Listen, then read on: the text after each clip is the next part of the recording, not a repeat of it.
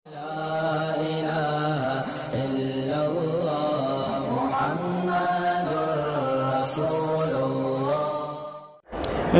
میں لوگ حلیم وغیرہ نیاز کرتے ہیں، یہ بالکل بدعت ہے، ناجائز ہے، بالکل نہیں کھانی چاہیے۔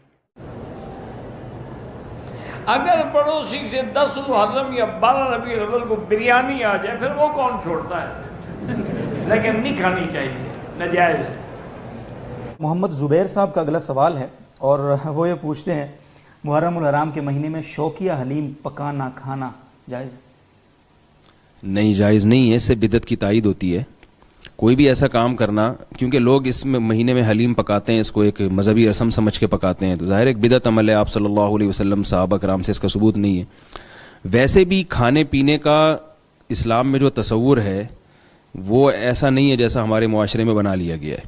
آپ صلی اللہ علیہ وسلم کھانے پینے میں بہت قناعت سے کام لیتے تھے، اور آپ صلی اللہ علیہ وسلم نے فرمایا بدترین برتن جو ہے نا بھرنے کے لحاظ سے وہ انسان کا معدہ ہے۔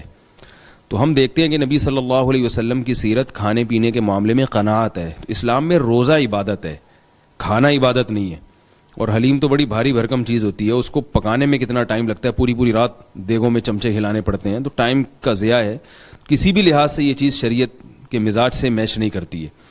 تو اگر آپ کی نیت انٹرٹینمنٹ ہے، محض ایک تفریح ہے، تو تفریح آپ سفر میں کیوں نہیں کر رہے، ربیع الاول کے مہینے میں کیوں نہیں کر رہے؟ تفریح تو جائز ہے، تفریح میں تو کوئی حرج نہیں ہے، لیکن محرم میں کرنا یا تو آپ کی نیت میں فساد ہے، یا یہ کہ آپ کی نیت ٹھیک ہے مگر نتیجہ کیا نکل رہا ہے کہ جو اس مہینے میں محرم پکاتے ہیں ان کے عمل کی تائید ہوتی، جو محرم کے مہینے میں حلیم پکاتے ہیں ان کے عمل کی تائید ہو رہی ہے، تو اپنے قول و عمل سے ایک بری رسم کی نفی کرنی چاہیے، اس کی تائید نہیں کرنی چاہیے، اس لیے نہیں کرنا چاہیے محرم میں۔ بعض لوگ مجھ سے مسئلہ پوچھ رہے ہیں دلیم کھانا جائز ہے یا نہیں؟ دلیم کھانا، میں حیران، یہ دلیم کیا چیز ہوتی ہے؟ مسئلہ پوچھ رہے ہیں کہ دلیم کھانا جائز ہے یا نہیں۔ میں حیران، یہ دلیم کوئی نئی ڈش آئی ہے؟ پتا چلا کہ جی حلیم کو کیا کہتے ہیں؟ دلیم۔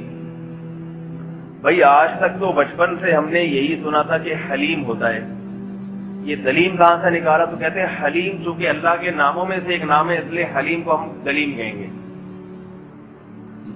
یاد رکھو اس زمانے میں کچھ لوگ ہیں جن کا کام جو فارغ ہیں، صحیح ہے نا، ان کا کام ہے ایس ایم ایس پہ اور واٹس ایپ پہ چیزیں گھمانا، فلاں اللہ کا نام ہے تو فلاں کسی پیغمبر کا نام ہے تو وہ اس کمپنی کا بھی یہی نام ہے۔ ایک دفعہ ہم نے اپنے بچوں میں سے کسی سے کہا کہ بھائی سمت بانڈ لگا دو اس پہ، وہ کہہ رہے سمت بانڈ نہیں ہوتا، عبد الصمد بانڈ ہوتا ہے۔ سمت بانڈ ہے نا، اس نے کہیں سنا ہوا تھا کہ اللہ کے ناموں میں سے ہر نام کے ساتھ عبد لگانا ضروری ہے۔ جیسے عبداللہ ہے تو اللہ تھوڑی کہیں گے اس کو، عبداللہ کہیں گے نا انسان کو۔ رحمان ہے تو عبد الرحمان کہیں گے۔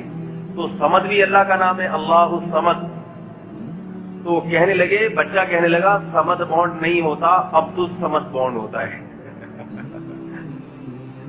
سمجھ رہے ہو بات کو؟ بھائی نہیں سمجھ؟ تو ایک اصول یاد رکھیں کہ کچھ لوگ ہوتے ہیں بالکل فارغ، ان کا کام ہے ایسی ایسی چیزیں نکال کے لوگوں کے سامنے پیش کرنا۔ پہلے کسی کی توجہ جاتی نہیں تھی کہ حلیم بولتے ہوئے اللہ کی طرف، جب آپ نے اس کی اتنی مشہوری کر دی اب آدمی حلیم کھاتے ہوئے ڈرے گا کہیں اللہ کا نام تو نہیں کھا رہا میں، اللہ کا نام تو نہیں پکا رہا میں۔ یہ فہمی لوگوں کی باتیں ہوتی ہیں، ان کا علمیت سے کوئی تعلق نہیں ہے۔ حلیم کو حلیم جب کہتے ہیں تو اللہ کے نام کی طرف کسی کا بھی دماغ نہیں جاتا، اور جب اللہ کا نام حلیم ہے وہ حلم سے، حلم بردباری، جب اللہ کی صفت حلیم بیان ہوتی ہے تو سیاق و سباق کے لحاظ سے اس میں کسی کی توجہ بھی دیگ کی طرف نہیں جاتی۔ اس لیے خامخواہ میں لوگوں کو اتنی مشکل میں ڈالنا، حلیم پکانا اتنا مشکل نہیں ہو رہا جتنا اس کو ڈیفائن کرنا مشکل ہو گیا ہے۔ دلیم کیا بول رہا ہے بھائی؟ تو دلیم کیا ہوتا ہے؟